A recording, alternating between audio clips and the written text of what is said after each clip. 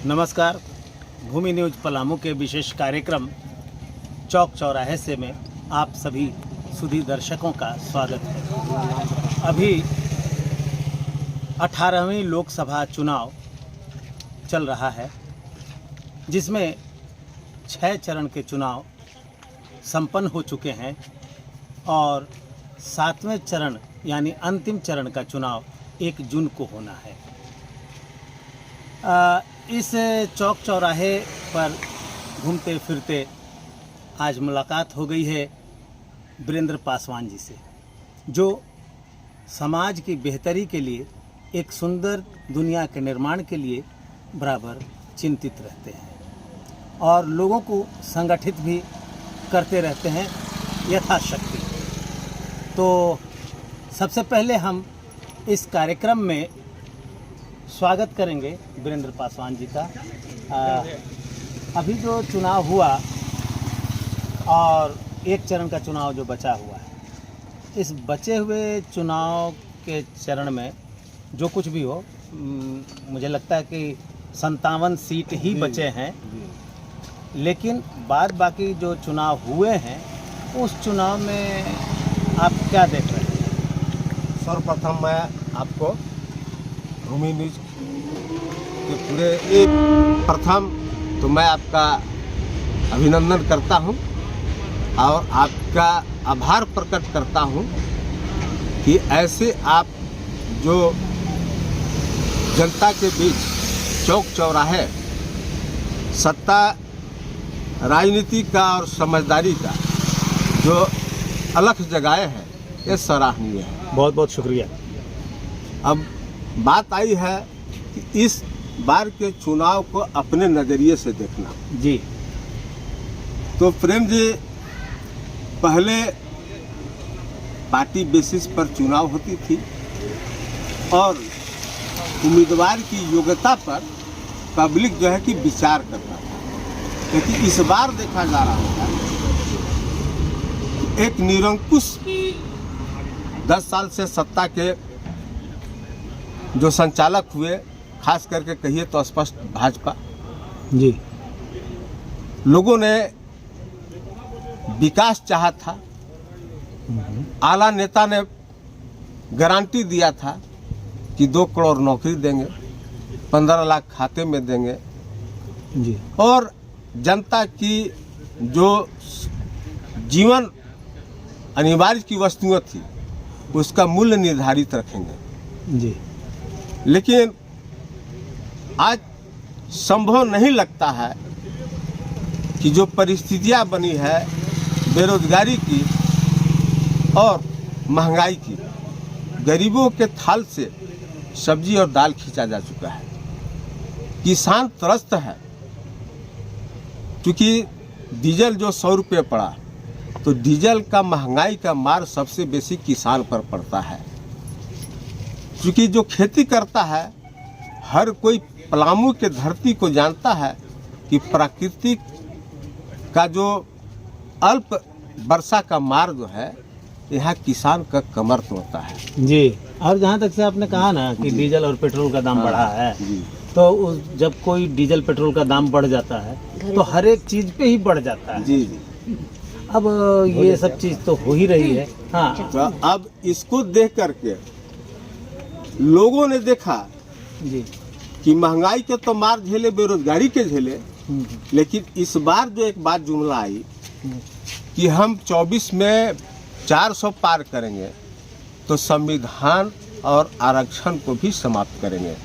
तो इस मुद्दा पर चुनाव इस बार जो है संविधान बचाने और आरक्षण बताने की बात पर आई और तमाम जनता जो है, जो अब भ्रम में अगर हैं लोग कि 400 पार करेंगे, हमें नहीं लगता है कि जनता आवाम के बीच जो बात गई है आरक्षण और संविधान बचाने के लिए, तो सबसे पहले जो का विचार आया कि देश बचेगा, संविधान बचेगा, तब हम बचेंगे, हमारी आज़ादी बचेगी। यानी कि आप कह रहे हैं कि इस बार का चुनाव संविधान को बचाने के लेकर है। जी जी जी। और लोकतंत्र को बचाने को लेकर है।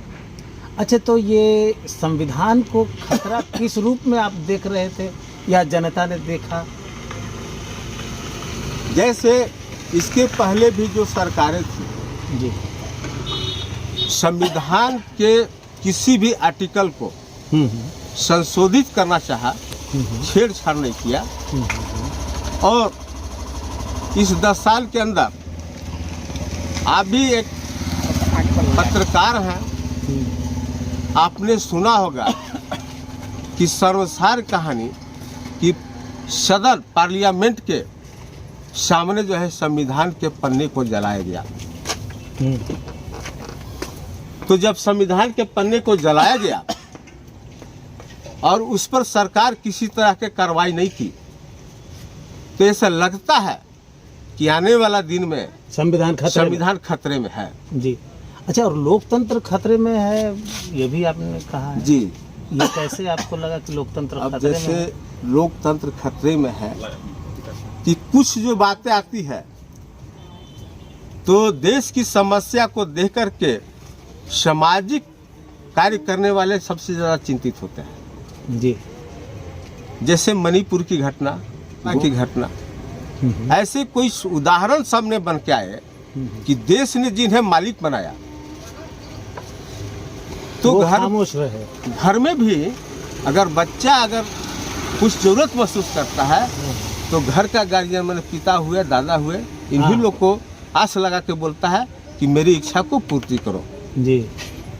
लेकिन अगर इच्छा भी पूर्ति नहीं हो रही है और लाज भी न बचे और आला कमान वहाँ की चर्चा भी न करे, खामोश रहे, तो इससे लगता है कि संविधान खतरे में है, हमारा संप्रभुता खतरे में है, हमारा असमत खतरे में है, लोकतंत्र खतरे में है। जी। तो लोकतंत्र के खतरे के उदाहरण के रूप में आपने मणिपुर को बताया। क्या ऐसा कोई और भी उदाहरण है जिससे कि लोकतंत्र को खतरा या बाधा दिखता हो? जी, जरूर दिखता है। जैसे हम भी किसान हैं। हाँ। और कई राज्यों से किसान चल कर के दिल्ली तक अपना अधिकार मांगे, तो निश्चित रूप से जिस काल का, जिस समय का आंदोलन होता है और सत्तासीन जो पार्टी होती है वह सरकार के पास ही जो है जाएगा, मांग करने जाता है लोग। जी। लेकिन यह सरकार किसानों के आंदोलन को दबाने का काम किया। अरे भैया, किसान थे, कोई क्रिमिनल तो नहीं न थे कि हथियार लेके जा रहे थे। उनके लिए राहों पर कील गाड़ना, बैरिकेटिंग लगाना, उन पर जलों का फव्वार करना,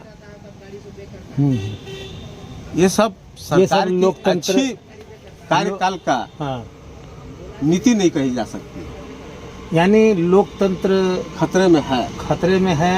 लोकतंत्र की तो आप जैसा बता रहे हैं वैसे में तो ये तो लोकतंत्र की हत्या है। जी, क्योंकि किसान जो है वर्ग, भारत को कहा गया है कि भारत का हृदय स्थल गांव है, तो गांव में किसान बसते हैं। अब पूरे भारत को ही नहीं, कई जगह यहाँ का भी उत्पादन का जो है हम भी खाते हैं, आप भी खाते हैं। देश के बड़े जो है पदाधिकारी हो कि नेता हो, किसान पैदा करता है तो ही खाते हैं। तो सरकार की कर्तव्य बनती है कि यह किसान जिंदा रहेगा तो भी आम पब्लिक जिंदा रहेगा, और उसकी हत्या होगी तो ऐसी क्या सी परिस्थिति बनी कि 3 महीना, साल भर तक किसान जो है आंदोलन करते रहे। आंदोलन के बाद कई किसानों की मौत हुई। उस किसानों की मौत जो हुई है उसको ना शहादत में गिना जाएगा, उनको कोई दैनिक भत्ता या सरकारी जो सहयोग है वो तो नहीं मिल पाएगा। तो ऐसी स्थिति में निश्चित रूप में माना जाए कि सरकार की नीति निरंकुश नीति है। जी। अभी हम बातचीत कर रहे थे वीरेंद्र पासवान जी से। इन्होंने बताया कि 18वीं लोकसभा चुनाव जो है वह लोकतंत्र को बचाने और संविधान के बचाने के सवाल को लेकर हुआ है।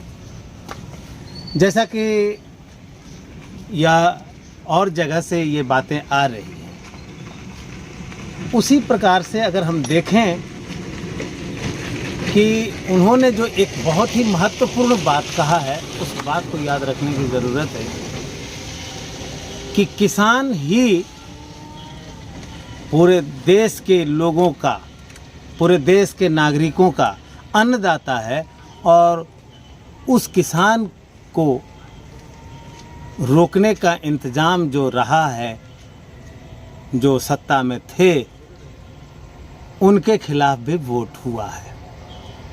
आज के लिए बस इतना ही। फिर मुलाकात होगी किसी अलग चौराहे पे। तब तक के लिए दीजिए हमें इजाज़त। धन्यवाद, शुक्रिया।